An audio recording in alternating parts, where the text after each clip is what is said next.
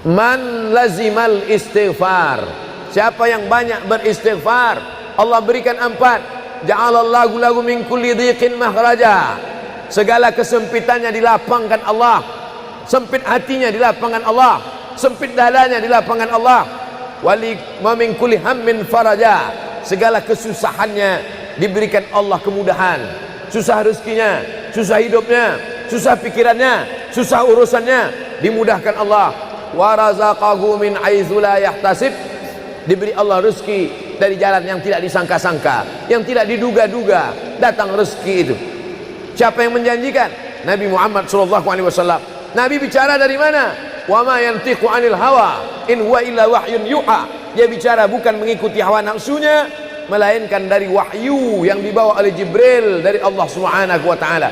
Memperbanyak istighfar. Yang keempat, wa ma kana Allahu mu'adzibahum wa hum yastaghfirun, Allah tidak akan menurunkan azab wa hum yastaghfirun selama mereka mau beristighfar. Oleh sebab itu, kenapa tsunami tidak datang? Kenapa gunung tidak meletus? Kenapa air yang dari laut tidak naik ke darat? Kenapa tidak terjadi gempa bumi? Masih ada di Sidrap yang beristighfar. Masih ada orang yang bangun malam, salat sunat taubat menjelang subuh. Wabil ashari hum yastaghfirun, menjelang azan subuh, di waktu sahur dia memperbanyak istighfar. Sependek-pendeknya astaghfirullah, agak panjang astaghfirullahalazim, lebih panjang astaghfirullahalazim alladzi la ilaha illa huwal hayyul qayyum wa atubu ilaih. Yang lebih afdal sayyidul istighfar, Allahumma anta rabbi la ilaha illa anta khalaqtani wa ana 'abduka wa ana 'ala 'ahdika wa wa'dika mastata'tu a'udzu bika min syarri ma sana'tu abu'u laka bi ni'matika 'alayya wa abu'u bi dhanbi faghfirli fa innahu la yaghfiru dzunuba illa anta. Dibaca dia setelah subuh, dijaga Allah sampai zuhur. Dibaca setelah zuhur, dipelihara sampai asar. Dibaca selepas asar, dijaga sampai maghrib. Dibaca sehabis maghrib, dijaga sampai isya.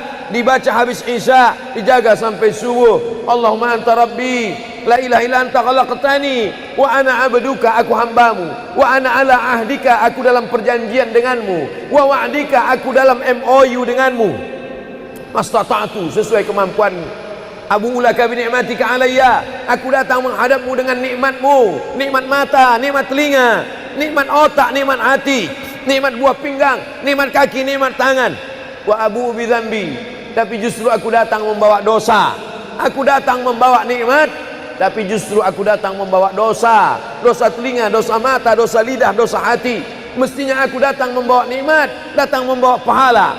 Wa abu bi dzambi, tapi justru aku datang membawa dosa. Tapi aku yakin dan percaya, fa innahu la yaghfiru dzunuba illa anta, tak ada yang bisa mengampunkan segala dosa kecuali engkau. Di musim pandemi yang selama ini selesai sholat hanya 3 kali saja. Assalamualaikum warahmatullah, assalamualaikum warahmatullah, astagfirullahaladzim, astagfirullahaladzim, astagfirullahaladzim. Diperbanyak istighfar. Wallahi, kata Nabi Muhammad SAW, Nabi bersumpah, wallahi demi Allah, inni la astaghfiru ila rabbi wa atubu ilaih, aku beristighfar kepada Allah, aku bertaubat kepada Allah mi'ata marrah, 100 kali sehari semalam. Jadi kita pun bisa beristighfar 100 kali sehari semalam. Kalau kita hitung jari kita ini sendinya ada 20, 1, 2, 3, 4, 5, 6, 7, 8, 9, 10, 11, 12, 13, 14, 15, 16, 17, 18, 19, 20 sendi. Habis sholat kita isi 20 istighfar, habis subuh 20, habis zuhur 20, habis asar 20, habis maghrib 20, habis isya 20, ditambah doa 20, ditambah tahajud 20, ditambah witir 20, ditambah bangun tidur malam 20. Hanya sekali putaran tulang-tulang sendi. Kata Nabi, likulli sulama minkum sedekah, setiap tulang-tulang sendi ini mesti ada sedekahnya. Apa maksud sedekah tulang sendi? Sedekah orang kaya dengan uangnya, sedekah kita dengan sedekah tulang sendi. Astaghfirullahalazim, astaghfirullahalazim, astaghfirullahalazim, astaghfirullahalazim, astaghfirullahalazim. Allah menjanjikan balasan-balasan yang disampaikan oleh Nabi Muhammad sallallahu alaihi wasallam. Tapi di antara yang paling afdal di antara zikir ini semua adalah afdalu dzikri la ilaha illallah. Tidak ada zikir yang paling afdal daripada la ilaha illallah. Maka kita baca la ilaha illallah, la ilaha illallah, la ilaha illallah, ditutup dengan kalimatu haqqin 'alaiha nahya, dengan itu kita hidup, wa 'alaiha namutu, dengan itu kita mati, wa bi'anu ba'su, dengan itu kita akan dibangkitkan di padang mahsyar. Hidupnya dengan la ilaha illallah, matinya dengan la ilaha illallah. Kenapa disebut hidupnya dengan la ilaha illallah? Karena waktu awal hidupnya ayahnya mengazankan ke telinganya, asyhadu an la ilaha illallah. Itulah makna alaiha nahya, dengan itu kita hidup.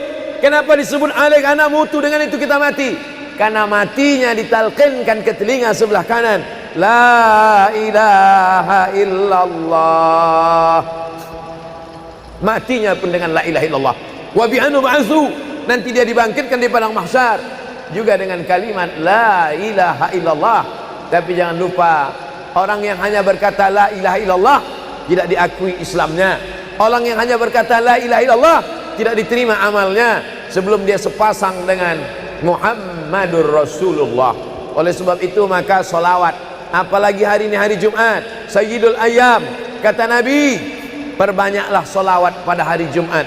Allahumma salli ala Sayyidina Muhammad wa ala ali Sayyidina Muhammad.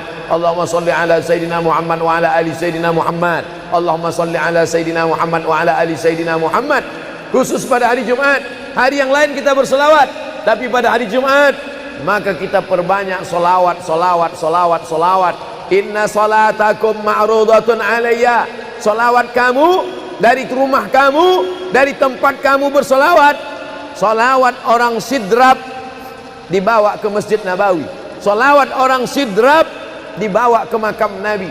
Allahumma salli ala Sayyidina Muhammad dari Masjid Agung Sidrap dibawa ke Masjid Nabawi di kota Al-Madinah Al-Munawwarah.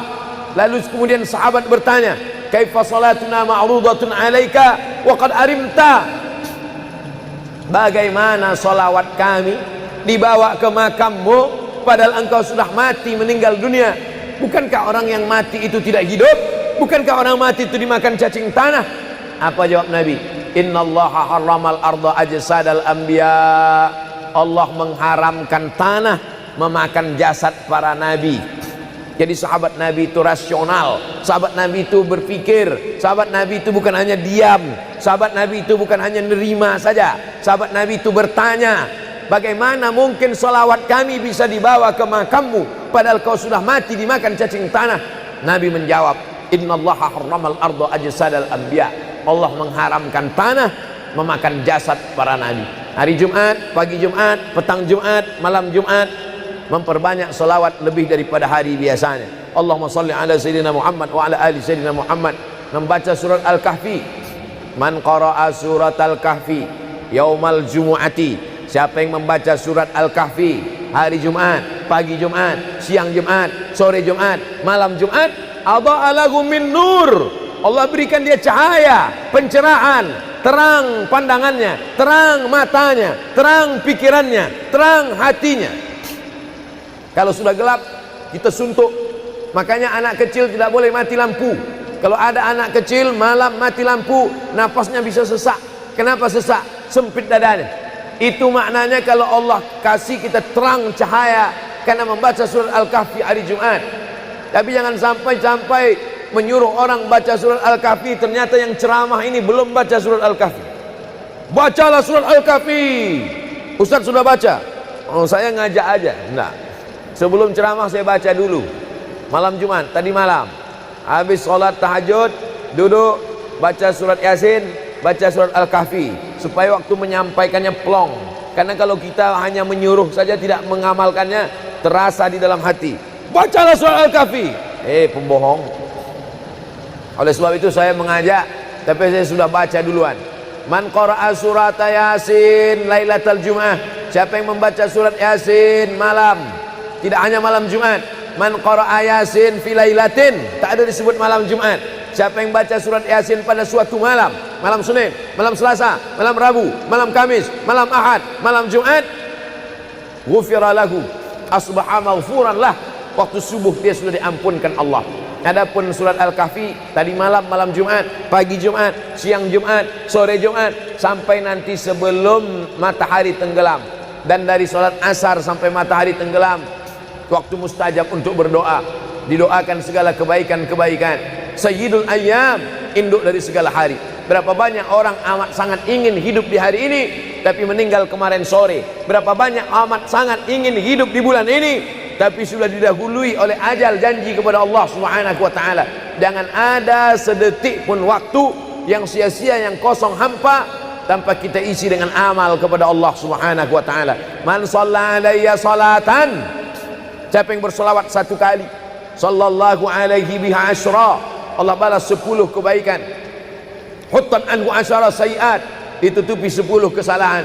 Wa rufi'at lahu asyara darajat, dinaikkan 10 darajat tingkatan kemuliaan. Satu kali salawat 10 dosa diampunkan, 10 kebaikan pahala dituliskan, 10 derajat kemuliaan diangkat, dinaikkan di hadapan Allah Subhanahu wa taala. Oleh sebab itu maka hari ini kita perbanyak solawat, pertemuan solawat, berjumpa dengan orang bersolawat. Dan kita memang melakukan tradisi-tradisi itu. Ketika ada orang mau menikah bersolawat, anaknya akikah bersolawat, acara walimah bersolawat, khotib khutbah Jumat kalau tidak bersolawat batal Jumatnya. Orang yang sedang sholat kalau dia tidak bersolawat, menurut mazhab Syafi'i batal sholatnya. Orang yang berdoa kalau tidak bersolawat, doanya tergantung tidak dikabulkan Allah. Majlis kita kalau tidak ada solawat, maka majlis itu berubah menjadi majlis antanajifah, majlis mangkai, majlis busuk, majlis berbau. Oleh sebab itu tidak ada cara lain menolak ini semua adalah dengan cara bersolawat, solawat dan solawat. Itu poin yang ketiga. Poin yang keempat, di antara menjauhkan kita dari bala ini, tolak bala ini adalah shadaqatus sirri tadfa'u mitatas su. Sedekah menolak bala, mati su'ul khatimah. Makanya dulu kita ada istilah sedekah tolak bala. Sedekah menolak musibah, sedekah menolak bencana, sedekah menolak wabah.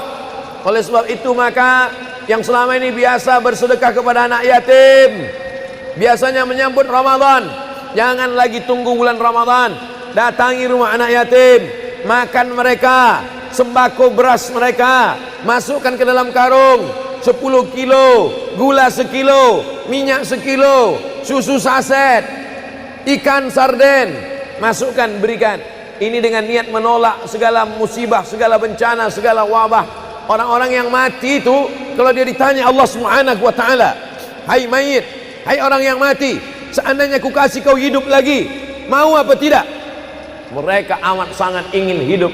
Apa kata mereka? Kami ingin hidup. Laula akhartani ila ajalin qarib, kasihlah kami hidup ya Allah qarib, sebentar, sekejap, semenit, sedetik saja. Kalau aku kasih kau hidup, kau mau apa? Kata Allah. Mereka menjawab, dalam Al-Quran diceritakan, laula akhartani ila ajalin qarib, kalau kau kasih aku hidup walaupun sedetik saja, fa as-saddaqa, aku mau bersedekah ya Allah. Kenapa orang mati itu tidak berkata, kasih aku hidup sedetik saja, aku mau haji dan umrah? Tidak ada. Kasih aku sedetik saja, aku mau pergi berjihad? Tidak. Kasih aku sedetik saja, aku mau sholat sepanjang malam? Tidak. Mereka mengatakan, fa as-saddaqa, aku mau bersedekah. Mengapa orang mati itu kalau dihidupkan mau bersedekah? Dijawab oleh para ulama, karena haji dan umrah balasannya nanti setelah hisab masuk surga. Al-hajjul mabrur, haji yang mabrur, laisa lahu jaza illal jannah, balasannya surga. Tapi sedekah balasannya sudah didapatkan ketika dikubur. Begitu mati masuk kubur langsung dapat balasan sedekah. Itulah makanya kata Nabi, idza matal insan, kalau manusia mati, inqata'a, putus amalnya. Tapi ada yang tak putus, shadaqatun jariyah, sedekah yang mengalir. Belum bangkit dari kubur, belum padang mahsyar, belum hisab, belum timbangan amal, belum meniti titian siratal mustaqim, balasannya sudah nampak. Itu kehebatan sedekah dibandingkan amal yang lain. Oleh sebab itu sedekah ini luar biasa. Shadaqatus sirri tadfa'u mitatas su, sedekah menolak mati su'ul khatimah, sedekah menolak bala. Man lazimal istighfar, siapa yang banyak beristighfar, Allah berikan 4. Ja'alallahu lahu min kulli dhiqin makhraja, segala kesempitannya dilapangkan Allah, sempit hatinya dilapangkan Allah, sempit dadanya dilapangkan Allah. Wali wa min kulli hammin faraja, segala kesusahannya diberikan Allah kemudahan, susah rezekinya, susah hidupnya, susah pikirannya, susah urusannya dimudahkan Allah. Wa razaqahu min haitsu la yahtasib, diberi Allah rezeki dari jalan yang tidak disangka-sangka, yang tidak diduga-duga, datang rezeki itu. Siapa yang menjanjikan? Nabi Muhammad SAW. Nabi bicara dari mana? Wa ma yantiqu 'anil hawa in huwa illa wahyun yuha, dia bicara bukan mengikuti hawa nafsunya, melainkan dari wahyu yang dibawa oleh Jibril dari Allah Subhanahu wa taala. Memperbanyak istighfar. Yang keempat, wa ma kana Allahu mu'adzibahum wa hum yastaghfirun, Allah tidak akan menurunkan azab wa hum yastaghfirun selama mereka mau beristighfar. Oleh sebab itu, kenapa tsunami tidak datang? Kenapa gunung tidak meletus? Kenapa air yang dari laut tidak naik ke darat? Kenapa tidak terjadi gempa bumi? Masih ada di Sidrap yang beristighfar, masih ada orang yang bangun malam salat sunat taubat menjelang subuh, wabil ashari hum yastaghfirun, menjelang azan subuh di waktu sahur dia memperbanyak istighfar.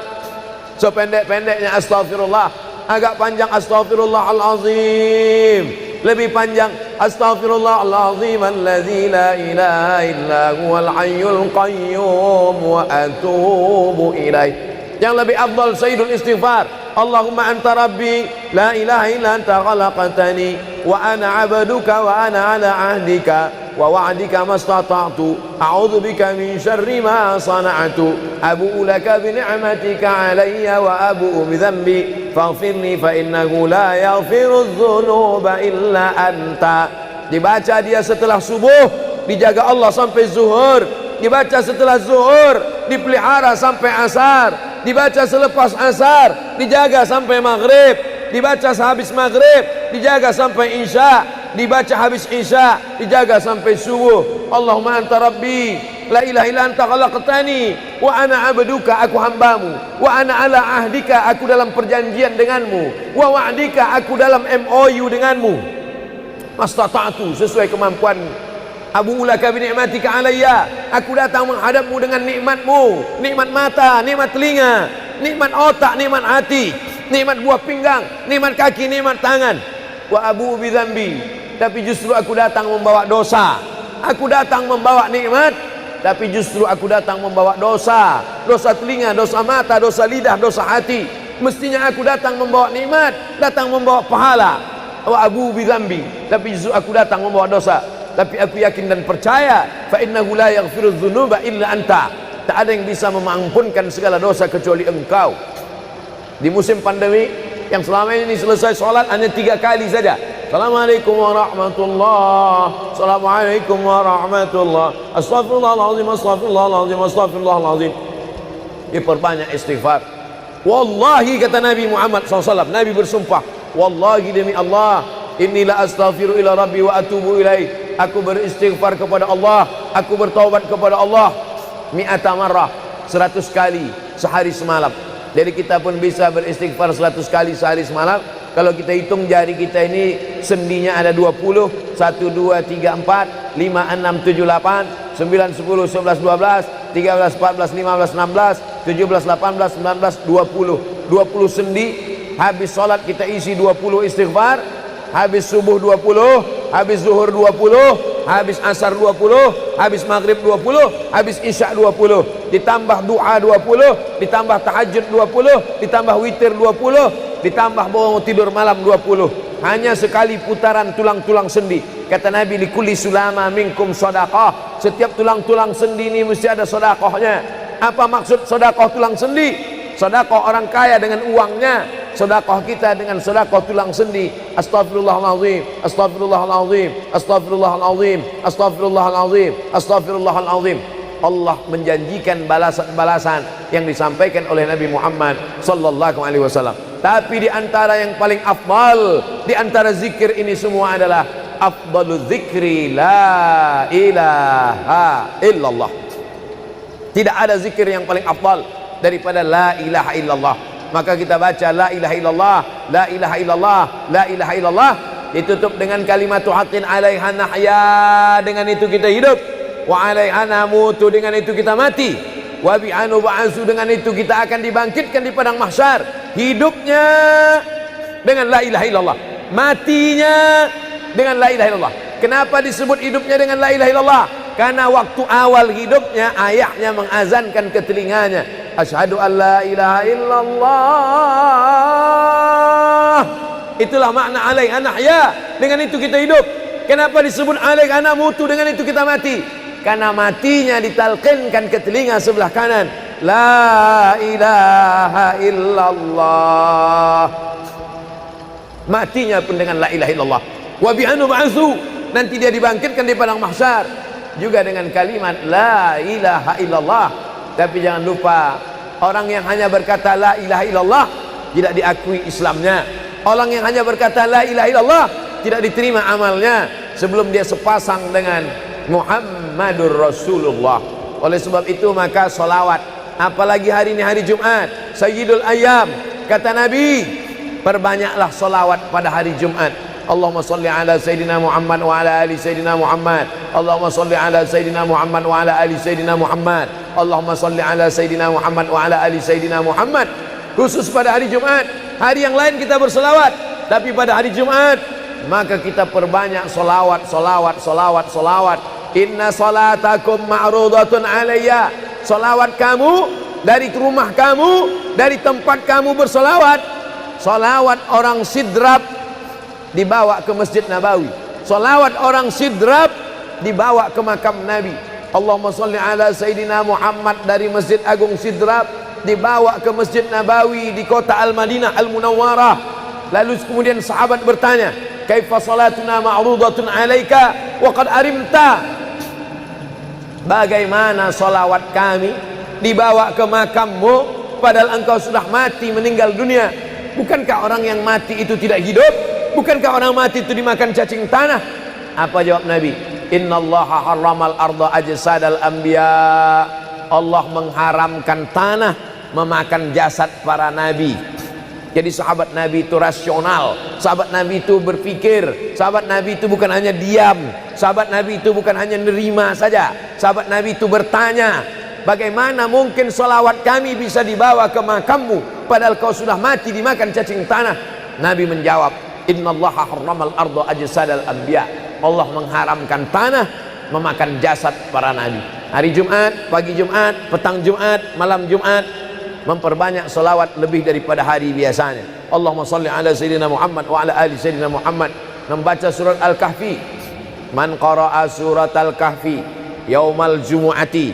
Siapa yang membaca surat Al-Kahfi hari Jumat, pagi Jumat, siang Jumat, sore Jumat, malam Jumat, adha'a lahu min nur.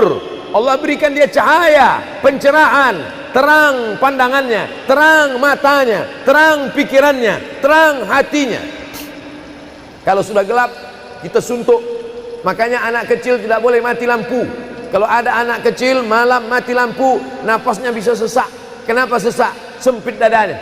Itu maknanya kalau Allah kasih kita terang cahaya karena membaca surat Al-Kahfi hari Jumat. Tapi jangan sampai menyuruh orang baca surat Al-Kahfi, ternyata yang ceramah ini belum baca surat Al-Kahfi. Bacalah surat Al-Kahfi. Ustaz sudah baca? Oh, saya ngajak aja. Enggak. Sebelum ceramah saya baca dulu. Malam Jumat, tadi malam. Habis sholat tahajud, duduk, baca surat Yasin, baca surat Al-Kahfi. Supaya waktu menyampaikannya plong. Karena kalau kita hanya menyuruh saja tidak mengamalkannya, terasa di dalam hati. Bacalah surat Al-Kahfi. Pembohong. Oleh sebab itu saya mengajak, tapi saya sudah baca duluan. Man qara'a surat Yasin lailatal Jum'ah. Siapa yang membaca surat Yasin malam, tidak hanya malam Jumat. Man qara'a Yasin fi lailatin, tak ada disebut malam Jumat. Siapa yang baca surat Yasin pada suatu malam, malam Senin, malam Selasa, malam Rabu, malam Kamis, malam Ahad, malam Jumat, ghufira lahu, asbaha maghfuran lah. Waktu subuh dia sudah diampunkan Allah. Adapun surat Al-Kahfi tadi malam, malam Jumat, pagi Jumat, siang Jumat, sore Jumat, sampai nanti sebelum matahari tenggelam. Dan dari salat asar sampai matahari tenggelam, waktu mustajab untuk berdoa. Didoakan segala kebaikan-kebaikan. Sayyidul ayyam, induk dari segala hari. Berapa banyak orang amat sangat ingin hidup di hari ini, tapi meninggal kemarin sore. Berapa banyak amat sangat ingin hidup di bulan ini, tapi sudah didahului oleh ajal, janji kepada Allah Subhanahu wa taala. Jangan ada sedetik pun waktu yang sia-sia, yang kosong hampa tanpa kita isi dengan amal kepada Allah Subhanahu wa taala. Man shalla alayya salatan, siapa yang bersolawat satu kali, sallallahu alaihi biha asyra, Allah balas 10 kebaikan. Huttan anhu asyara sayiat, ditutupi 10 kesalahan. Wa rufi'at lahu asyara darajat, dinaikkan 10 darajat tingkatan kemuliaan. Satu kali salawat 10 dosa diampunkan, 10 kebaikan pahala dituliskan, 10 derajat kemuliaan diangkat, dinaikkan di hadapan Allah Subhanahu wa taala. Oleh sebab itu maka hari ini kita perbanyak solawat, pertemuan solawat, berjumpa dengan orang bersolawat. Dan kita memang melakukan tradisi-tradisi itu. Ketika ada orang mau menikah bersolawat, anaknya akikah bersolawat, acara walimah bersolawat, khotib khutbah Jumat kalau tidak bersolawat batal Jumatnya. Orang yang sedang sholat kalau dia tidak bersolawat, menurut mazhab Syafi'i batal sholatnya. Orang yang berdoa kalau tidak bersolawat, doanya tergantung tidak dikabulkan Allah. Majlis kita kalau tidak ada solawat, maka majlis itu berubah menjadi majlis antanajifah, majlis mangkai, majlis busuk, majlis berbau. Oleh sebab itu tidak ada cara lain menolak ini semua adalah dengan cara bersolawat, solawat dan solawat. Itu poin yang ketiga. Poin yang keempat, di antara menjauhkan kita dari bala ini, tolak bala ini adalah shadaqatus sirri tadfa'u mitatas su. Sedekah menolak bala, mati su'ul khatimah. Makanya dulu kita ada istilah sedekah tolak bala. Sedekah menolak musibah, sedekah menolak bencana, sedekah menolak wabah.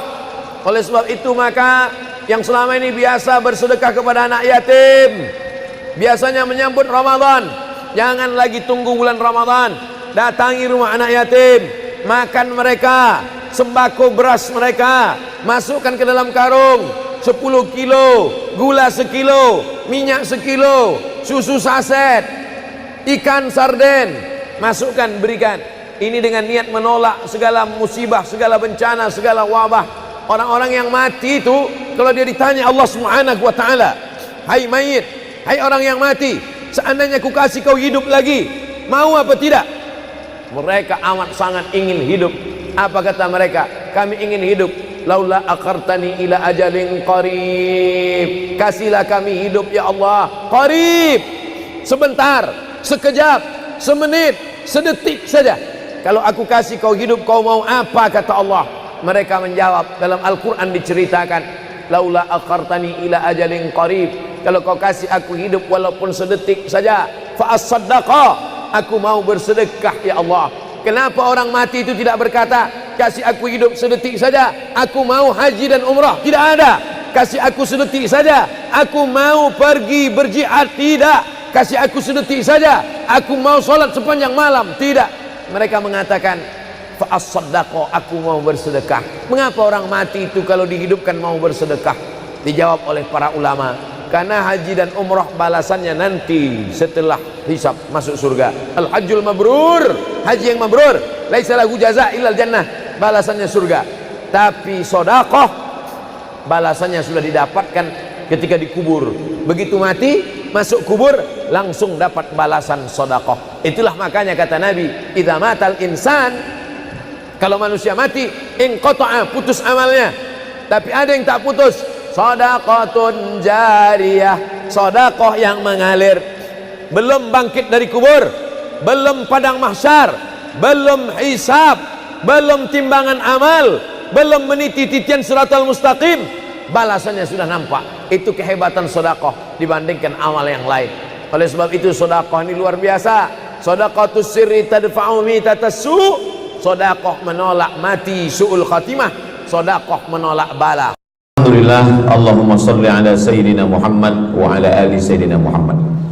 Kullu amrin zibalin, semua amal yang baik, walam yubda' bihamdillah, kalau tidak diawali dengan alhamdulillah, pujian kepada Allah, fahuwa aqta', maka amal itu putus. Makna putus, putus sampai di dunia saja, tak boleh dibawa sebagai bekal menghadap Allah. Maka kita ingin amal kita malam ini tidak putus, maka kita awali dengan alhamdulillahi rabbil alamin. Setiap majlis kalau tidak disebut namanya, maka majlis itu antanajifah, majlis yang busuk, majlis bau, majlis bangkai. Maka kita sebut namanya, Allahumma salli ala Sayyidina Muhammad wa ala ali Sayyidina Muhammad. Laisa minna, bukan golongan kami, kata Nabi SAW. Man lam yarham saghirana, sesiapa yang tidak sayang kepada budak anak kecil, walam ya'rif syarafa kabirina, tidak hormat kepada orang tua, maka dia tidak diperakui sebagai umat Nabi Muhammad SAW. Semua anak-anak muda-muda, belia-belia yang saya sayangi, para alim ulama, tuan-tuan guru, datuk-datuk, datin-datin, semua yang berhadir ini insyaallah dimuliakan Allah Subhanahu wa taala. Amin ya rabbal alamin.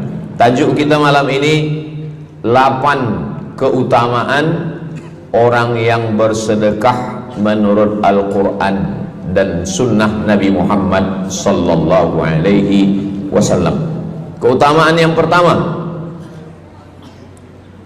kalau orang mati itu ditanya, apakah kamu mau hidup lagi? Maka orang mati itu menjawab, tapi belum ada orang yang mati hidup lagi. Macam mana kita boleh tahu dia menjawab? Sebab diceritakan Allah dalam Al-Quran. Apa kata mereka? A'udzubillahi minasyaitonirrajim. Laula akhartani ila ajalin qarib, kalaulah kami yang sudah mati ini diberi masa lagi, ajal masa, qarib pendek, sikit, kejap. Kalaulah kami boleh dibagi masa hidup lagi walaupun sikit, walaupun kejap, apa yang ingin mereka lakukan? Fa as-saddaqa, kami ingin bersodaqah. Mereka tak ada kata, kalaulah kami boleh hidup lagi, kami ingin jihad, tak ada. Kalau boleh hidup lagi, kami ingin pergi haji, tak ada. Mereka katakan, fa-as-saddaqa, kami ingin bersodaqah. Kenapa sodaqah? Kenapa bukan perang? Maka ulama membagi jawaban. Karena kalau haji, itu balasannya nanti di surga. Wal hajjul mabrur laisa lahu jazaa'un illal jannah. Haji mabrur balasannya surga nanti selepas hari kiamat. Tapi kalau sedekah, balasan pahalanya diperolehi ketika di alam kubur. Itulah kenapa orang-orang yang mati itu ingin kalau hidup lagi, fa as-sadaqah, mereka ingin bersedekah. Sedekah, hampir semua kata-kata dalam bahasa Arab itu asalnya 3 huruf. Sadaqah. Sadaqah artinya benar. Sadaqallahul azim, maha benar Allah. Sadaqah artinya benar. Kalau memang benar betul iman kita, mana buktinya? Buktinya adalah dengan bersedekah. Itulah kenapa sedekah itu disebut dengan sedekah, tanda iman itu benar. Karena untuk menggerakkan lidah bercakap sangat mudah. Apa kata pepatah orang Melayu? Lidah tak bertulang, mudah saja menggerakkan. Asyhadu an la ilaha illallah wa asyhadu anna Muhammadar Rasulullah. Kalau memang benar betul cakap, mana buktinya? Buktinya adalah sedekah. Lelaki mengatakan saya cinta kepada kamu, senang saja nak mengatakan cinta, tapi apa bukti, proof, mana memang betul cinta? Maka dia mesti bagikan sedekah. Kalau yang tadi itu sedekah, kalau ini namanya sadaq. Sadaq artinya mahar. Mahar pernikahan lelaki dengan perempuan, aku nikahkan engkau dengan anak saya dengan memberikan cincin emas dan gelang rantai tunai. Itulah dia sadaq, tanda bukti cinta dia kepada seorang perempuan. Sadaqah, benar. As-sidqu, sidik, benar. As-siddiq, orang yang benar. Maka disebut dia dengan Abu Bakar Siddiq, karena dia benar memberikan emas sebesar batu waktu dibawa pergi hijrah bersama Nabi Muhammad SAW.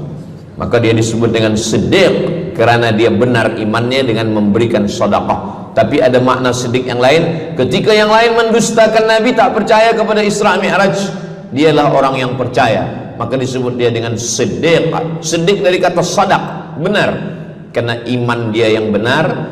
Mana bukti, proof bahwa iman dia benar? Dia bersedekah, membagikan emasnya sebesar batu. Nama dia Abu Bakar Siddiq. Nama ayah dia Abu Quhafah. Ayah dia tak Islam. Apa kata ayah dia? Habislah emas Abu Bakar itu dibawa Muhammad sallallahu alaihi wasallam. Anak Abu Bakar itu namanya Asma. Asma, mana emas ayah kamu? Dah habis dibawa Muhammad. Dia benci betul dengan Nabi Muhammad. Datang Asma, dia ambil batu, dia masukkan ke dalam kain. Kata Asma, emas ayah tu masih ada dalam kain, Datuk. Lalu Abu Quhafah memegang. Abu Quhafah ni buta, dia tak nampak. Oh ya, masih ada lagi. Rupanya emas itu sudah dibawa hijrah bersama Rasulullah sallallahu alaihi wasallam. Makanya kata Nabi, "Lau anfaqa ahadukum mithla Uhudin zahaban." Seandainya ada di antara kamu yang boleh berwakaf emas walaupun sebesar Bukit Uhud. Bukit Uhud itu panjangnya 7 km. Seandainya ada di antara kamu yang boleh berwakaf emas sebesar Bukit Uhud, itu tak sampai setengah tapak tangan Sayyidina Abu Bakar Siddiq. Kenapa? Sebab kalau sekarang ada orang bersedekah banyak, memanglah sekarang sudah aman. Tapi masa itu masa susah, masa payah, Abu Bakar Siddiq menunjukkan bukti keimanannya. Ini keutamaan yang pertama menurut Al-Quran. Kenapa orang bersedekah? Karena orang-orang mati, kalau dia boleh bagi tambah umur hidup lagi, mereka berkata, fa'as-sadaqah, kami ingin bersedekah. Itu yang pertama. Yang kedua, sampai berapa nih? Sampai 8. Tadi saya dibagi tahu Ustadz sampai 8. Atau tak pun sampai 8, kalau dah habis 60 menit habis. Yang kedua, idzas sama'un fatarat, langit terbelah. Wa idzal kawakibun tasarat, planet bertembung, berjatuhan.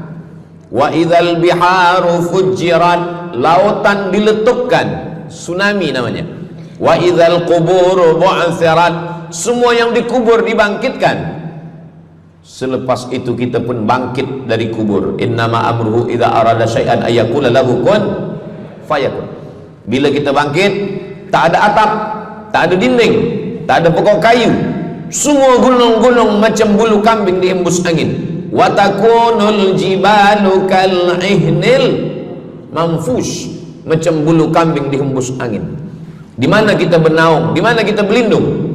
Kata Nabi sallallahu alaihi wasallam. Ini yang kedua. Kullu mri'in tahta zilli sadaqatihi, orang akan bernaung di bawah sedekah. Bukan bernaung di bawah haji, bukan bernaung di bawah sembahyang, bukan bernaung di bawah puasa, tapi tempat bernaung atap adalah sedekah. Tapi jangan sebab kita kaji sedekah malam ni, esok subuh tak sembahyang. Awak tak sembahyang, kita bernaung di bawah sedekah. Betul, memang bernaung di bawah sedekah, tapi tiangnya sembahyang. As-salatu imaduddin, sembahyang salat itu adalah tiang daripada agama. Maka tempat kita berlindung, tempat kita bernaung nanti adalah sedekah. Ada yang tenggelam kerana peluh saking panasnya, ada yang tenggelam kerana peluh sampai ke lutut, ada sampai ke pinggang, ada sampai ke leher, ada yang tenggelam habis. Tapi ada orang yang merasa sejuk, selesa. Kenapa? Kullu mri'in tahta zilli sadaqatihi, orang akan bernaung di bawah sedekah. Orang-orang yang membina masjid, macam mana mahalnya masjid, jutaan ringgit, maka ketika dia mati menghadap Allah Subhanahu wa taala, semua kepanasan, semua terik matahari sejengkal dari ubun-ubun kepala, tapi ada orang yang tahta zilli sadaqatihi, dia akan bernaung di bawah sedekah. Mudah-mudahan panjang umur, Allah bagi kita rezeki supaya kita boleh bernaung di bawah sedekah kita nanti insyaallah. Kita masa siang 12 jam, malam 12 jam, tapi di akhirat nanti khamsin alfasanah, 50.000 tahun, belum tentu lagi diputuskan di pengadilan Allah Subhanahu wa taala. Datang orang menghadap Nabi Adam, wahai Adam, kami sudah kepanasan, kami tak tahan di padang mahsyar ini. Kata Nabi Adam, saya malu menghadap Allah. Dulu kata Allah, la taqraba hadhihi syajarah, jangan dekati pokok kuldi, fatakuna minaz zalimin, nanti engkau jadi orang zalim. Fa azallahuma syaitan, tapi digoda syaitan. Lalu kemudian Nabi Adam bertaubat. Doa yang paling tua doa Nabi Adam, Rabbana zalamna anfusana wa illam taghfir lana wa tarhamna lanakunanna minal khasirin. Datang mereka menghadap kepada Nabi Nuh. Cepatlah Nabi Nuh menghadap kepada Allah supaya diputuskan mahkamah ini. Kata Nabi Nuh, saya malu menghadap Allah. Anak saya Kan'an, masa saya panggil, ya bunayya, wahai anak saya Kan'an, irkam ma'ana, ayo mari naik ke atas perahu sampan ayah. Apa kata Kan'an? Sa'awi ila jabali ya'simuni minal ma, saya naik sampan, saya naik ke atas bukit, saya akan selamat. Rupa-rupanya hujan 40 hari 40 malam, tenggelam. Kita belum lagi 40 hari 40 malam, baru 2 hari buaya dah naik ke jalan. Macam mana 40 hari 40 malam? Maka saat itu, saat anaknya Kan'an akan tenggelam, apa kata Nabi Nuh? Ya Rabbi, ya Allah, inna bni min ahli, itu anakku ya Allah. Allah marah. Apa kata Allah? Innahu laisa min ahlik, dia bukan anakmu. Innahu amalun ghairu salih, karena amal dia tak baik. Nabi Nuh malu menghadap Allah. Datang mereka kepada Nabi Musa alaihissalam. Kata Nabi Musa, saya pun malu menghadap Allah kerana perbuatan Bani Israel, umat saya jahat. Mereka datang menghadap Nabi Isa. Kata Nabi Isa, saya malu menghadap Allah kerana mereka menyembah saya selepas saya meninggalkan mereka. Pada akhirnya mereka datang menghadap Sayyidina wa Maulana wa Syafi'ina Muhammad sallallahu alaihi wasallam.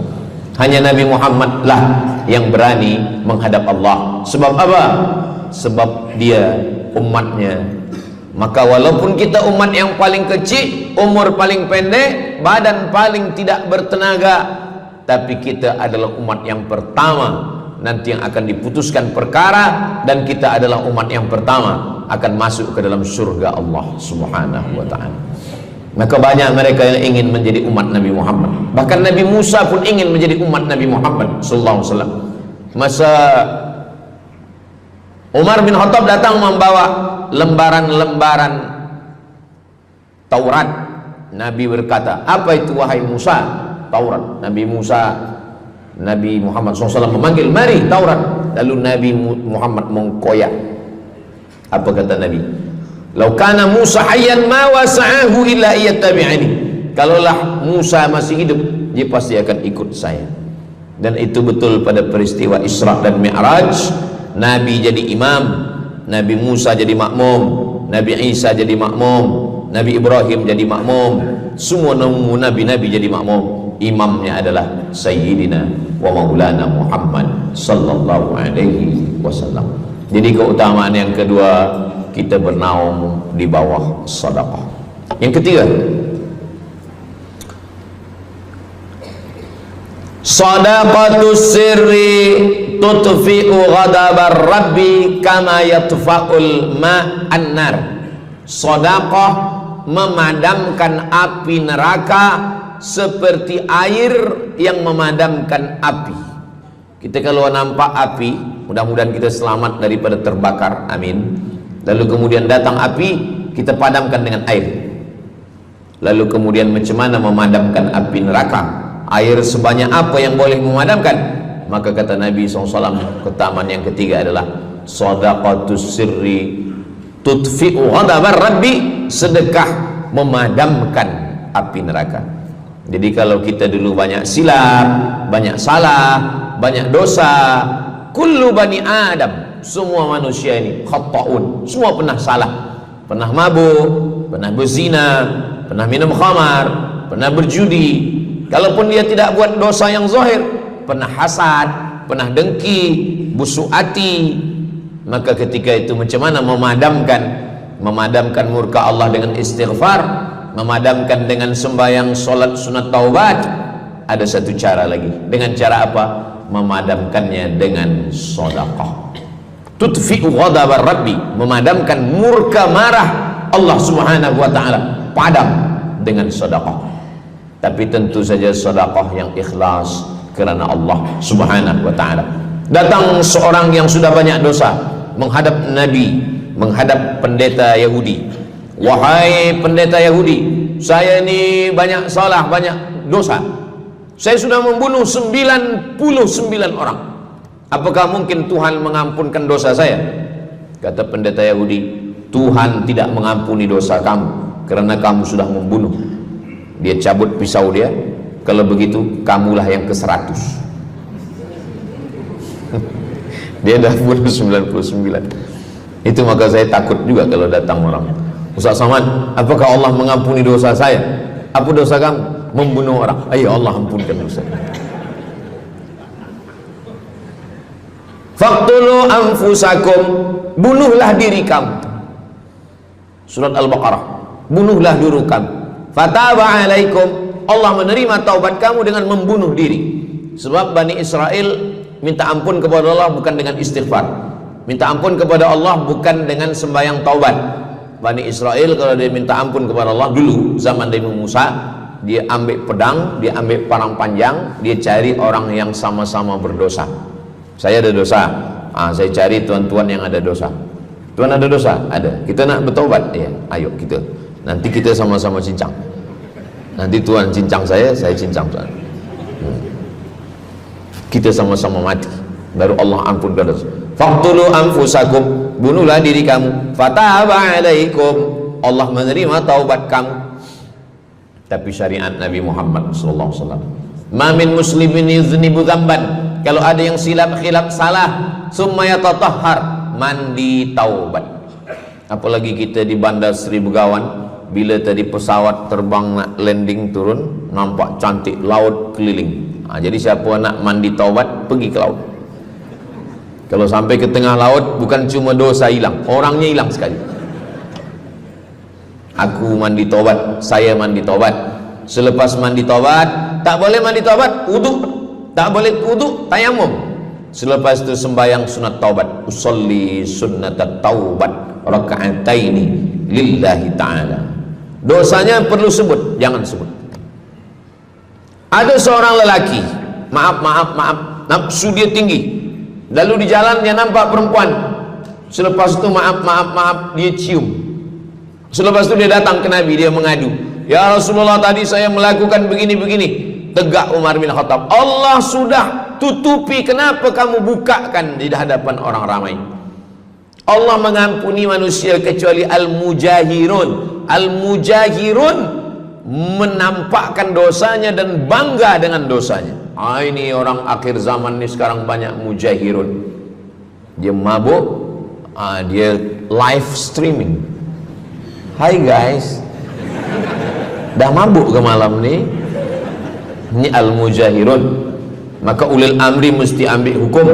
Tapi orang yang pernah berdosa, pernah silap, pernah salah, jangan cerita lagi, tutup. Suami-suami kalau bertobat kepada Allah, mengadu kepada Allah, cukup. Jangan cerita ke istri. Allah menerima, istri tak terima. Jadi taubat cukup kepada Allah Subhanahu wa taala, mengadu. Dah bangkit tahajud malam minta kepada Allah. Jangan suara kuat-kuat. Cukup. Sebab tidak semua kejujuran boleh diterima orang lain. Tak semua perempuan boleh menerima kejujuran. Sakit hati dia. Allah Subhanahu wa taala Maha Pengampun. Selepas itu kemudian wa atsbi'is sayyi'atal hasanata, dosa-dosa silap khilaf masa lalu bagaimana menutupinya? Hasanata, perbuatan baik, sembahyang baik, sholat baik, tapi ada yang paling baik. Apa dia? Shadaqatus sirri, memperbanyak sedekah, memadamkan murka Allah seperti api dipadamkan oleh air. Marah itu adalah kobaran dari api neraka.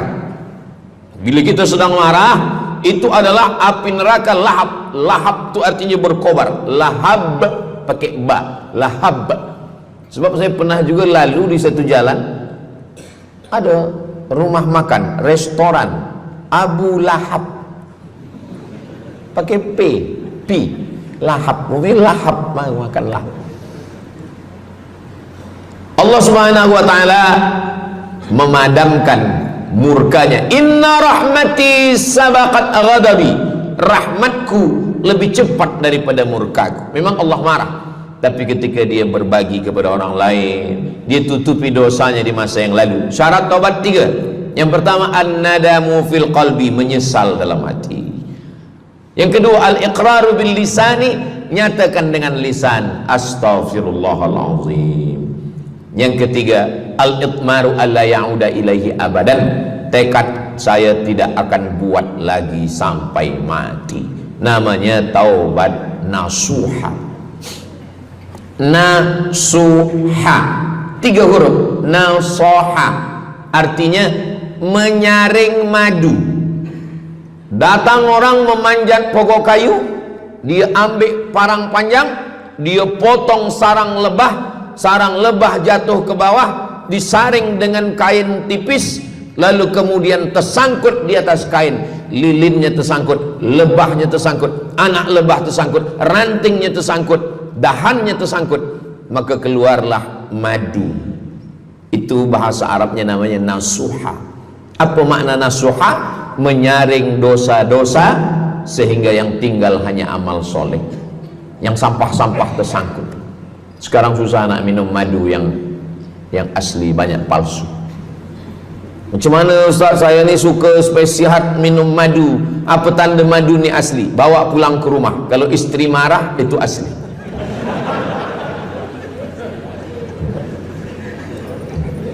Yang keempat, ini jangan diingat, lupakan.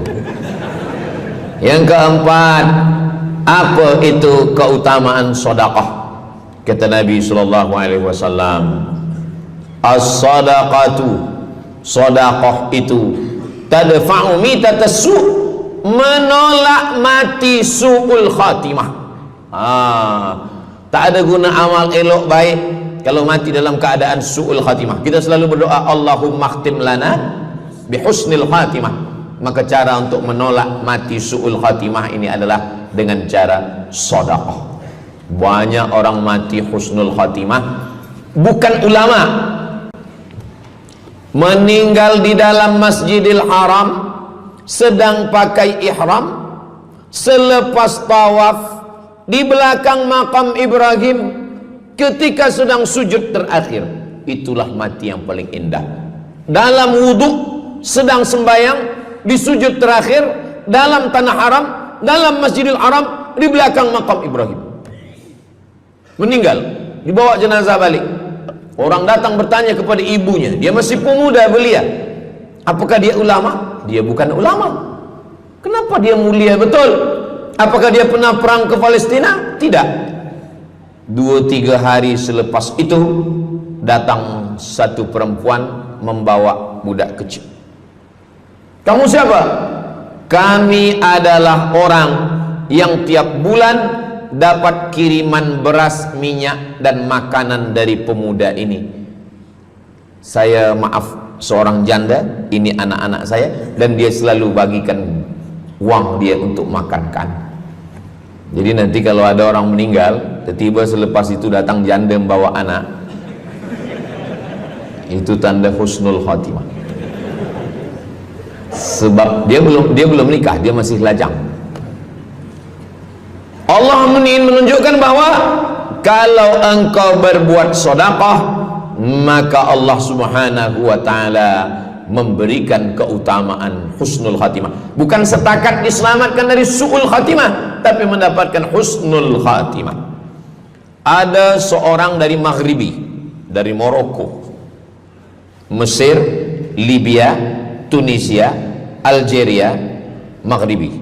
Orang Maghribi ini bermimpi. Dalam mimpinya dia berjumpa dengan Nabi Muhammad SAW.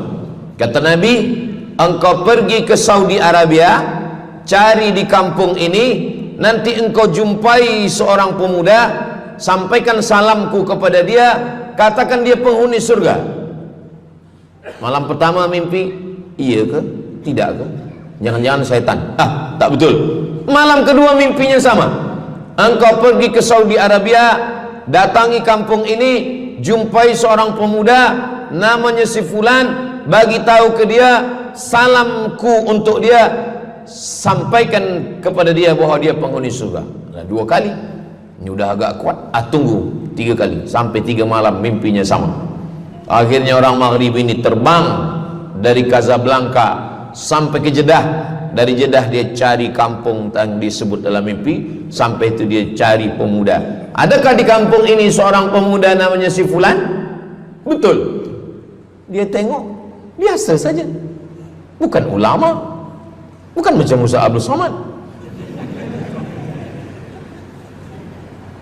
Tak mungkin mimpi salah 3 kali betul-betul. Lalu disampaikan kepada dia, fulan, saya 3 malam bermimpi Rasul SAW menyampaikan salam kepada engkau, Assalamualaikum. Kata Nabi, engkau adalah penghuni surga. Dia pun terkejut. Saya bukan ulama, saya orang biasa. Apa amal kamu? Sembahyang saya biasa saja, puasa sunat saya biasa saja. Hanya saja saya tak pernah menyimpan hasad dendam, dan saya selalu membagikan uang kepada fakir miskin, anak yatim dan du'afa. Selepas mendapatkan itu dia pun menangis, dia pun bersedih karena dia merasa dia tak layak dicintai, karena dia merasa banyak silap, banyak salah. Rupanya rahmat Allah itu turun bukan kepada orang yang alim tapi sombong, bukan kepada orang yang kaya tapi takbur, tapi kepada orang yang hatinya hancur berkeping karena takut kepada Allah Subhanahu wa ta'ala. Selepas itu dia pun meninggal dalam keadaan husnul khatimah setelah mendapatkan janji dari Rasulullah sallallahu alaihi wasallam. Apa maknanya? Bahwa kalau kita tak boleh sembahyang sampai tegak lutut bengkak, kalau kita tak tergolong orang yang rajin puasa sunat berhari-hari, kalau kita bukan orang yang kuat berjihad fisabilillah, maka carilah satu pintu. Pintu itu bernama babus sedekah. Karena banyak yang sudah melaluinya dan mereka dimuliakan Allah, diselamatkan daripada su'ul khatimah. Yang ke berapa? Kelima. Saya sebetulnya ingat, saya nak cuba aja. Kalau jamaah masih ingat, itu maknanya mereka masih konsen lagi, masih sedar. Kalau dah terserah Ustaz lah nama berapa, kami pun dah nak balik ke dalam. Yang kelima, dawu mardakum bis sadaqah. Yang kelima, dawu mardakum bis sadaqah. Obati orang yang sakit di antara kamu dengan sedekah. Datang seorang lelaki yang lututnya bernanah menemui Imam Abdurrahman ibnu Mahdi. Wahai Imam Abdurrahman bin Mahdi, lutut saya ni bernanah, tak sihat-sihat. Kata Imam Abdurrahman bin Mahdi, saya ingat satu hadis Rasulullah, dawu mardakum bis sadaqah. Cuba engkau cari kampung yang di kampung itu tak ada air, kamu buat perigi. Perigi, di kampung saya namanya perigi. Lalu dia pun pergi ke kampung yang tak ada air, dia galikan perigi. Selepas itu sehari, 2 hari, 3 hari, sepekan, sebulan, lutut dia sihat kering. Dia datang lagi kepada Imam Abdurrahman ibnu Mahdi. Alhamdulillah Imam Abdurrahman ibnu Mahdi, lutut saya sudah sihat. Apa hubungan lutut dengan sedekah? Rupanya setiap orang yang mengambil air untuk minum, untuk berwudu, untuk mandi, untuk memasak, selepas itu mereka berdoa, ya Allah, berikanlah kebaikan kepada orang yang sudah membagikan air ini. Ad-du'a silahul mu'min, doa senjatanya orang beriman. Kisah ini ada dalam kitab Sa'ah wa Sa'ah, Ajaib wa Taraif. Semua ada saatnya. Beberapa kisah-kisah yang ajaib diceritakan oleh Syekh Abu Amr Al-Misri dalam judul buku Sa'ah wa Sa'ah Gharaib wa Taraib. Sudah diterjemahkan ke dalam bahasa Melayu, judulnya Semua Ada Saatnya. Nama penerjemahnya Abdul Somad. Boleh dicari di google.com. Semua ada saat. Lalu kemudian saya sampaikan hadis ini di masjid. Dawu mardakum bis sadaqah. Obatilah orang yang sakit di antara kamu dengan sedekah. Selepas itu saya turun dari masjid, saya pergi ke kereta, di parking, datang seorang jamaah. Memang yang Ustaz sampaikan tadi betul. Kata saya, memang betul. Takkan saya sampaikan tak betul? Apa maksud awak? Betul. Istri saya kena sakit kista sebesar duit di dalam, maaf, rahim dia. Kata doktor, ini mesti diambil, kalau tidak dia makin besar makin besar. Tapi kalau diambil, dicabut, operate, nanti akan, maaf cakap, tercabut rahim sekali. Dan kalau rahim tercabut, maka nanti tidak boleh mengandung. Mendengar itu istrinya menangis, suaminya tersenyum. Yang senyum budak kecil pula. Lalu kemudian rupanya istri dia tahu tentang hadis Nabi, dawu mardakum bis sadaqah, obatilah orang yang sakit dengan bersedekah. Maka dia pun bersedekah, bersedekah, bersedekah, bersedekah. Selepas itu mereka pergi lagi medical check up ke hospital. Sampai di hospital dicek USG, rupanya kista itu makin kecil, kecil, kecil, kecil dan hilang. Doktor tu pula bertanya balik, awak makan apa? Saya makan nasi, kata dia. Minum apa? Minum teh tarik. Saya amalkan hadis Nabi Muhammad SAW, dawu mardakum bis sadaqah. Kata doktor, awak tak perlu operate dan ini tidak perlu dibelah, dan rahim awak masih boleh mengandung. Istrinya tersenyum, lakinya pula menangis. Begitulah Allah Subhanahu wa taala. Syekh Abu Amr Al-Misri bercerita tentang seorang perempuan di Saudi Arabia. Dia pergi ke Amerika. Kata doktor di Amerika, kamu sudah balik ke rumah, makan kenyang, tidur lelap. Nanti kalau puan-tuan pergi hospital, lalu dokter bercakap, balik ke rumah, makan kenyang, tidur lelap, itu maknanya malaikat maut dah dekat, tak ada obat. Maka dia pun balik ke Saudi Arabia, dia ambil harta dia, dia sedekah, dia sedekah, dia sedekah, dia bagi, sisa dia bagikan baki sikit untuk ahli waris. Selepas itu last kali dia pergi lagi ke Amerika, last medical check up. Apa kata doktor di Amerika? Kami sudah cek, kamu sihat wal afiat. Banyak sekali orang-orang yang diberikan Allah Subhanahu wa taala keutamaan dengan sedekah, mukjizat, bahwa Nabi SAW sudah meninggal dunia, tapi mukjizatnya masih ada sampai akhir zaman ini. Di antaranya adalah dawu mardakum bis sadaqah, obatilah orang yang sakit di antara kamu dengan bersedekah. Yang ketujuh, yatsba'ul mayyita salasun, yang mengiringi mayat orang mati ke liang lahat ada tiga. Yang pertama, mal, bahasa Arabnya mal, orang kita menyebut mall, harta. Yang mengiringi manusia ke liang lahat, yang pertama malu, harta. Yang kedua ahluhu, istri, anak, menantu, kawan, jiran, sahabat.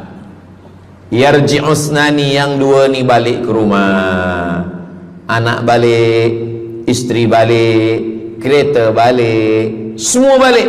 Wa yabqa wahidun, yang kekal hanya satu. Apa dia? Yang kekal hanya satu, itulah dia sedekatuh. Sedekahlah yang kekal. Itulah kenapa orang-orang meninggal dunia. Kita di atas dunia ini, kata Nabi, baina sittin wa sab'in. Kita hidup di atas dunia ini antara sittin, 60, sab'in, 70. 60, 70, 60, 70. Kalau umur 30, ada berjumpa jamaah umur 30 yang dia soal, dah berbini ke? Yang bini belum. Oh. Awak dah menikah? Belum. Apa belum nikah lagi? Kejap lagi Ramadan. Takkan jaga subuh? Macam mana nak sembahyang? Macam mana nak sahur? 30. Bila 40, soalan sudah berubah. Saya ni diabetes, saya ni kolesterol, saya ni. Bila masuk 50, dah mula tanya, saya ni rabun, tak nampak lagi. Bini pun kadang tak nampak. Bini orang nampak. Bila 60, mendengar tazkirah Ustaz Somad, kunci satu, jangan tersinggung. Ada beberapa jamaah tersinggung, balik meninggal. Bukan kena tersinggung, memang ajal dah sampai. Jadi Ustaz umur berapa? Saya lahir 18 hari bulan Mei 1977. Umur rasa 27. Umur ini bukan masalah angka, tapi masalah rasa. Semua yang hadir uban, semua yang hadir banyak uban, semua yang hadir malam ini muda. Mana muda lagi Ustaz? Kami dah tua. Ini bukan orang tua, ini orang tua yang terjebak di tubuh pemuda. Ini semua pemuda-pemuda. Siapapun yang sembahyang ke masjid, siapapun yang berjamaah, maka dia muda. Siapapun yang tidur di rumah tak sembahyang, dia sudah tua. Lautan kan kuseberangi, gunung kan kudaki, masjid kulalui. Ini orang tua semua. Jadi tua dan muda itu bukan masalah usia, bukan masalah umur, tapi masalah perasaan kita. Saya kalau ditanya orang, umur Ustaz berapa? Qamariyah apa Syamsiah? Muharram Safar apa Januari Februari? Jadi masalah umur ini insyaallah kita semua dibagi Allah kesihatan. Amin ya rabbal alamin. Yang sakit-sakit diangkat Allah penyakitnya. Amin. Jadi kata Nabi sallallahu alaihi wasallam, semuanya tinggal, wa yabqa wahidun, yang tinggal hanya satu, wa amaluhu, di antara amal adalah sedekah. Itu yang ketujuh. Nabi meninggal umur 63 tahun. Abu Bakar Siddiq 63 tahun. Imam Syafi'i lahir 150, meninggal 204. Imam Syafi'i lahir di Gaza, Palestina. Semoga Allah menolong saudara kita di Palestina. Imam Syafi'i lahir di Palestina, di Gaza 150 Hijrah. Meninggal di Fustat, Kahirah, Mesir 204. Imam Syafi'i umurnya hanya 54 tahun. 50, muda. Tapi Imam Syafi'i berada di alam barzah 204, sekarang sudah 1447, 1447 tahun. Apa maknanya? Berarti Imam Syafi'i di alam kubur sudah 1200 tahun. Soalan, lebih lama di atas tanah atau di dalam tanah? Lebih lama di alam barzah. Di alam rahim 9 bulan 10 hari.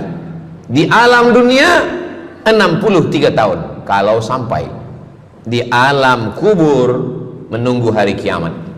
Imam Syafi'i sudah 1200 tahun. Tapi setiap detik, setiap menit, setiap jam, dari maghribi sampai ke Nusantara, semua orang menyebut nama Syafi'i, Syafi'i, Syafi'i, Syafi'i. Setiap kampung ada nama orang Syafi'i, setiap kawasan ada nama orang Syafi'i. Begitulah mulianya Imam Syafi'i. Kita, seandainya kita mati, berapa lama lagi kita di alam barzakh? Dulu ada yang mengatakan kiamat 2012, rupanya tak jadi. Kan ada filmnya, kiamat 2012, Steven Spielberg. Tak jadi. Yas'alunaka 'anis sa'ati ayyana mursaha. Mereka bertanya kepadamu tentang hari kiamat. Qul, katakan, la ya'lamuha illa hu. Yang tahu hanya Allah Subhanahu wa ta'ala. Pikirkan, kalau kita mati, apa yang akan mengalir? Rumah kita dijual anak kita, dibagi-bagi kepada ahli waris.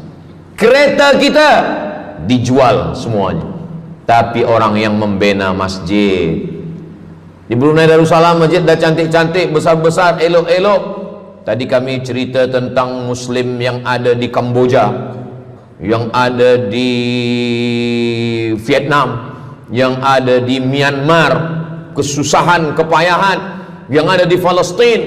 Itu kalau kita tolong, mengalir sampai hari kiamat. Kita fikirkan apa yang akan mengalir selepas kita mati menghadap Allah Subhanahu wa ta'ala. Di antara yang pasti mengalir, anak belum tentu. Waktu kita hidup dia soleh, selepas kita mati dia stres. Na'udzubillah. Mudah-mudahan anak-anak kita semua anak-anak yang soleh-soleh. Tapi yang pasti adalah sedekah. Maka kita siapkan sedekah menolong agama Allah Subhanahu wa ta'ala. Yang ke-8, kata Nabi sallallahu alaihi wasallam, idza matal insan, hadisnya ada dalam Sahih Muslim. Idza matal insan, ada orang yang membaca hadis ini idza mata ibnu Adam.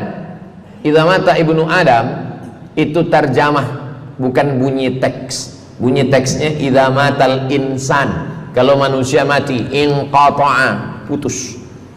Tapi banyak yang salah faham tentang hadis nih. Kamu malam ni tak ada buat kenduri orang mati, tak ada baca doa, tak ada baca yasin, tak ada baca tahlil. Idza matal ibnu Adam, kalau manusia sudah mati, putus. Jangan kirim-kirim doa lagi. Banyaklah soalan ke saya, Ustaz Abdul Somad, ya, macam mana kalau orang sudah mati tak ada anak, lalu siapa yang mendoakan dia? Kata saya, yang mendoakan dia saya. Allahumma ighfir lahu warhamhu wa'afihi wa'fu anhu. Siapa yang akan bacakan Al-Fatihah untuk dia? Saya akan bacakan Al-Fatihah. Saya tengok muka dia macam ragu, dia tak percaya Fatihah ini sampai. Siapa yang tak percaya Fatihah sampai, saya tak marah, sebab ni masalah yang gaib. Siapa yang tak percaya Yasin itu sampai, siapa yang tak percaya Fatihah itu sampai, saya tak marah. Bagi saja nama semua lengkap dengan bin. Nanti bila mati saya kirim. Bila tak sampai, cepat-cepat bagi tahu. Idza matal insan, kalau manusia mati, inqata'a amaluhu, yang putus tu amal dia, amal yang mati itu. Misal ini ada orang mati, namanya Abdul Somad. Ketika saya sebut nama lain tersinggung pula. Ada orang mati namanya Abdul Somad.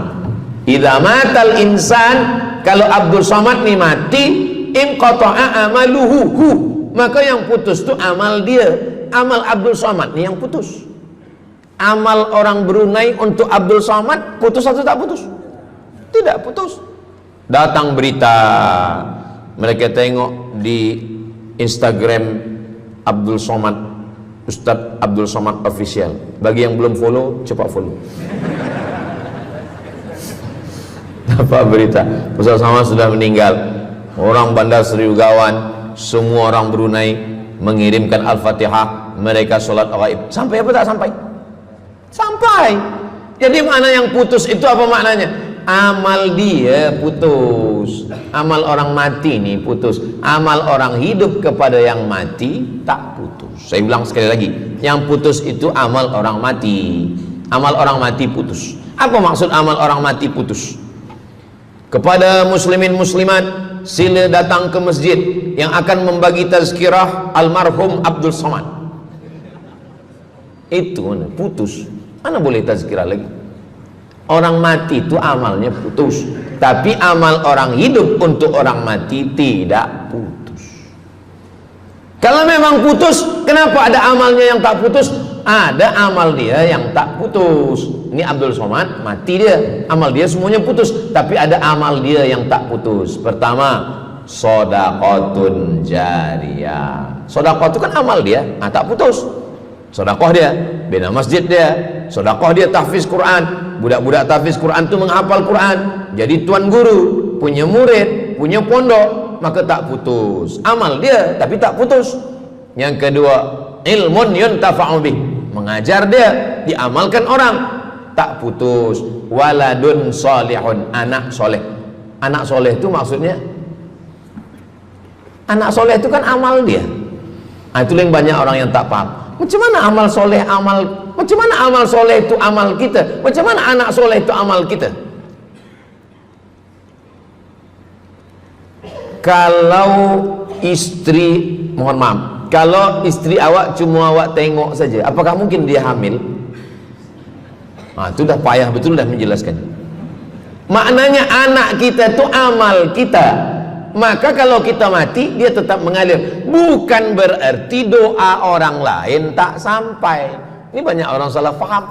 Selepas orang meninggal, tak usah baca doa lagi, tak usah Allah maafir lahu lagi, tak usah baca Yasin lagi, tak sampai. Maksud putus itu amal orang mati itu putus. Kalaulah putus amal orang hidup kepada orang mati, tak ada sholat jenazah.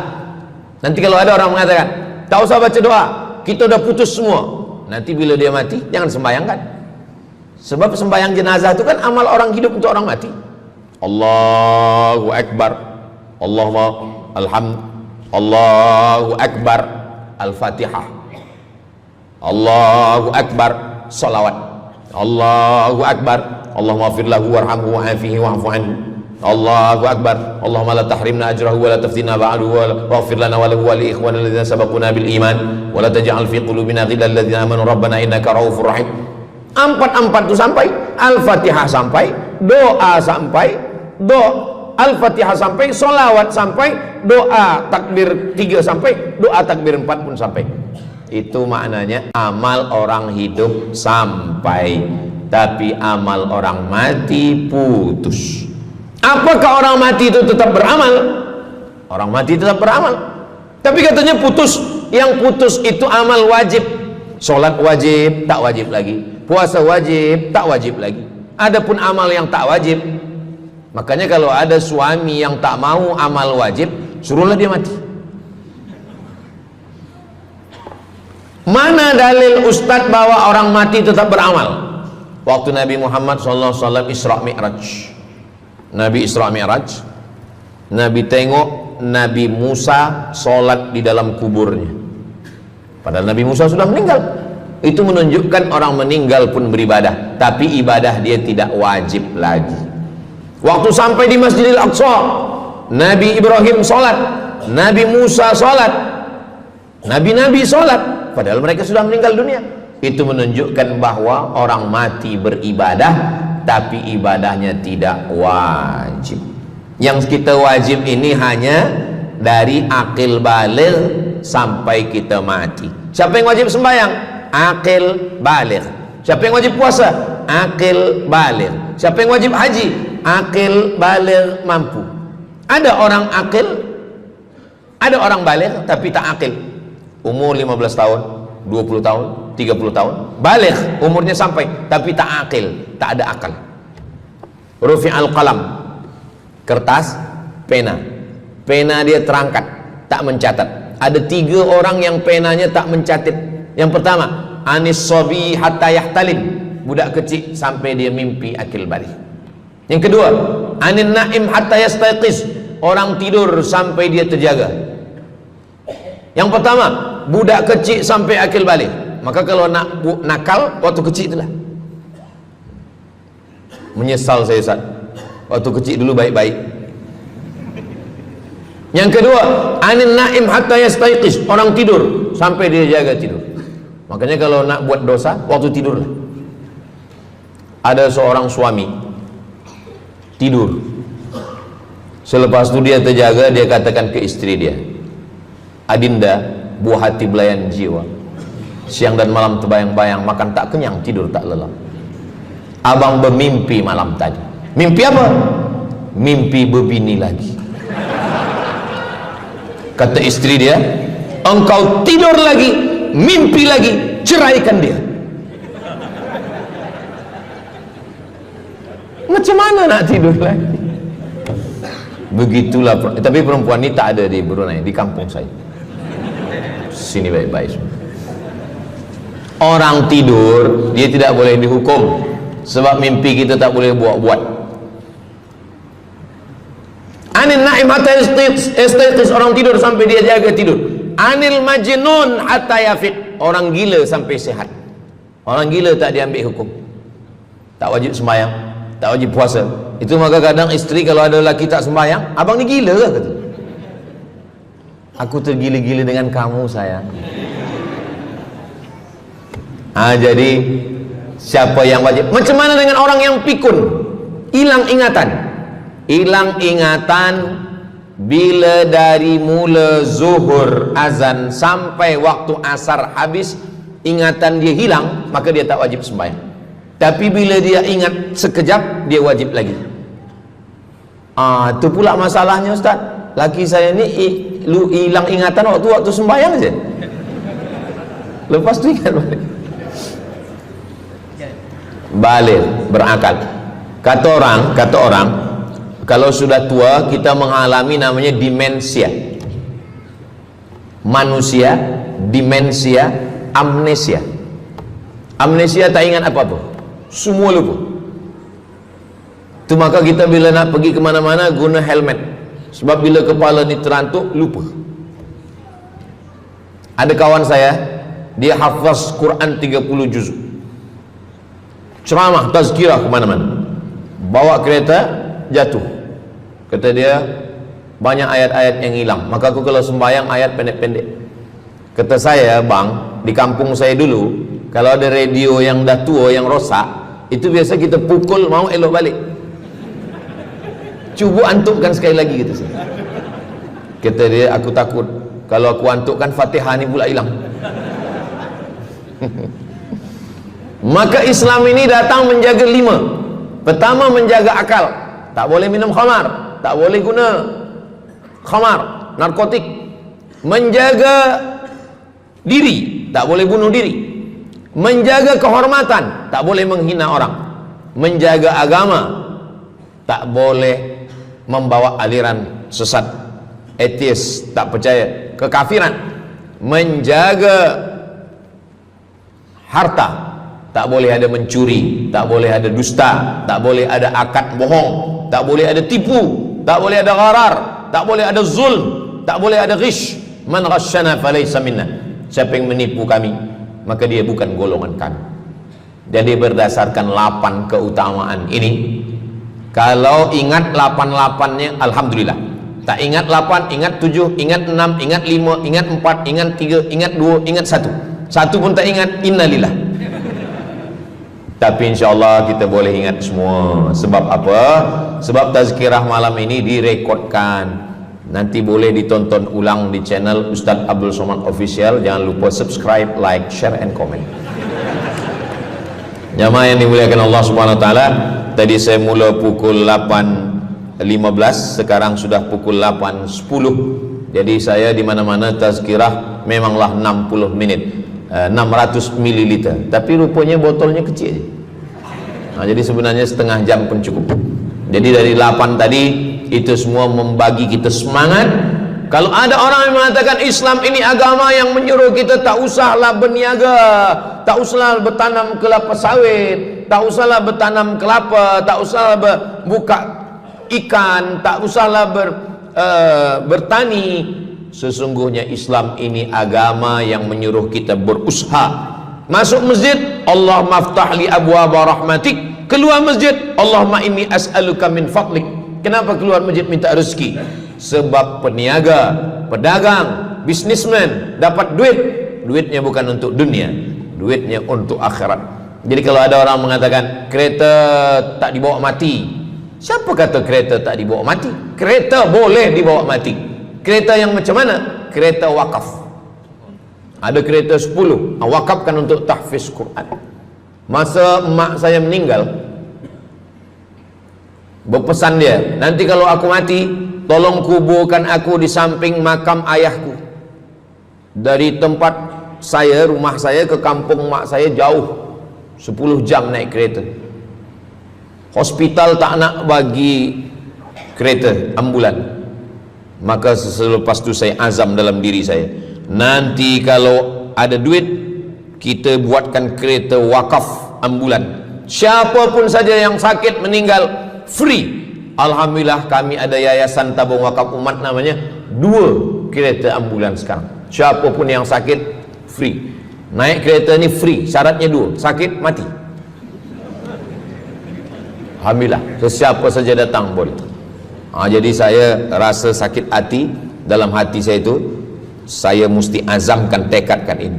Begitu juga dengan tahfiz, guru-guru, cikgu-cikgu, pelajar-pelajar, buatkan kereta. Begitu juga dengan rumah. Apa kata orang? Untuk apa bina rumah elok-elok, rumah besar? Rumah tak dibawa mati. Rumah boleh dibawa mati. Rumah yang mana? Rumah tahfiz Quran. Assalamualaikum. Waalaikumsalam. Ustaz Abdul Somad. Betul, saya ada rumah Ustaz, 9 bilik, 2 aras, parking lapang. Rumah siapa? Tak tahu. Ini rumah siapa Tuan? Tuan Haji. Rumah saya. Tuan Haji di mana sekarang? Saya di Surabaya, Ustaz Abdul Somad. Rupanya dia dulu kerja kilang minyak di Riau, Sumatera. Lepas pencen dia balik ke Jawa. Jadi rumah ni saya nak wakafkan. Wakafkan sekarang kami buat rumah tahfiz Quran. Pagi, petang, siang, malam orang hafaz Quran. Ini rumah boleh. Jadi kalau ada orang mengatakan tak usahlah cari harta banyak-banyak, harta tak dibawa mati. Harta dibawa mati dengan syarat diwakafkan, diinfakkan, disedekahkan. Yang paling tinggi zakat wajib. Di bawah zakat wakaf. Wakaf mesti ada 4. Orang yang berwakaf, orang yang menerima wakaf, harta yang diwakafkan, ada ijab dan qabul. Di bawah wakaf infak. Di bawah infak baru sedekah. Kenapa infak lebih tinggi daripada sedekah? Sebab infak adalah harta, sedangkan sedekah tak harta pun sedekah. Senyum itu sedekah. Makanya yang kalau ada box di depan masjid, box di tepi jalan, itu yang tepat ditulis box infak, jangan box sedekah. Sebab kalau box sedekah nanti orang senyum aja. Tabassumika fi wajhi akhika sedekah. Senyummu ke wajah saudaramu adalah sedekah. Tolong untuk dibaca Ustaz.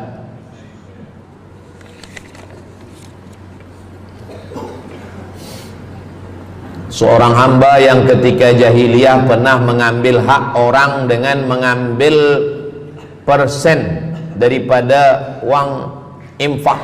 Setelah dia menyadari akan salahnya, dia bertaubat dan ingin mengembalikan hak tersebut. Masalahnya dia tidak mengetahui berapa dan ke siapa dibalikkan. Kalau kita termakan terpakai duit yang kita tak tahu entah punya siapa, cuba ingat-ingat. Memang kalau masalah ini kadang kita lupa memang. Coba ingat tahun berapa. Sebab duit RM1 tahun 80 dengan 2025 tak sama nilainya, sebab ada inflasi ekonomi. Jadi coba ingat, tengok dengan harga emas. Tahun 80 berapa 1 gram emas, tahun 2025 berapa. Maka dihitungnya ke emas, bukan ke dolar, tapi kepada emas. Nah, selepas kita dapat harga emas, lalu kita balikkan. Misalkan tahun 80 100 ringgit itu 1, 2, 3 gram. Maka yang sekarang kita tidak balikkan 100 ringgit, tapi kita balikkan sekarang 2025 dengan 3 gram emas. Berapa harga 3 gram emas? Lepas itu kita balikkan. Kalau kita tak tahu orangnya di mana, anak cucunya, ahli warisnya tak tahu, maka kita serahkan kepada masalih ammah. Masalih ammah artinya kepentingan umum. Pendidikan tahfiz Quran, sekolah, tempat anak yatim, tempat duafa fakir miskin, ke masjid boleh. Tapi kalau kita bawa duit haram, duit tak jelas, kita serahkan saja. Datang, tuan guru bagi dah. Jangan sebut pula tuan guru ni ada beberapa duit haram saya nak bagi ni. Serahkan. Begitu juga dengan orang yang menyimpan uang di bank yang bukan Islamic bank. Syukran, jazakumullah khair. Lalu kemudian dia duduk di negeri yang tak Islam, lalu kemudian dia letakkan di bank yang tak Islamik. Maka duit ini ada ada fawaid, ada bunganya. Riba haram. Kalau dia simpan di rumah dia takut hilang. Duit ini tak boleh dia makan, tak boleh dia belikan ke pakaian, tak boleh dia bagikan ke orang lain, maka dia serahkan kepada masalih ammah. Begitu kata Syekh Yusuf Al-Qardawi dalam kitab judulnya Fatawa Mu'asirah, fatwa-fatwa kontemporer, fatwa modern. Jadi masalih ammah, kepentingan umum, bukan untuk diri sendiri. Orang terhalang doanya sebab 3. Mat'amu haram, makanannya haram. Masrabuhu haram, minumannya haram. Malbasuhu haram, pakaiannya haram. Wadhiya bil haram, dibagi makan haram. Jadi kalau kita selamatkan, insyaallah Allah pun menyelamatkan kita semua. Mudah-mudahan Allah bagi kita, anak cucu kita rezeki, supaya kita boleh mengamalkan pintu sedekah ini. Salah satu pintu surga ada namanya babus sedekah, orang yang masuk surga melalui pintu, karena banyak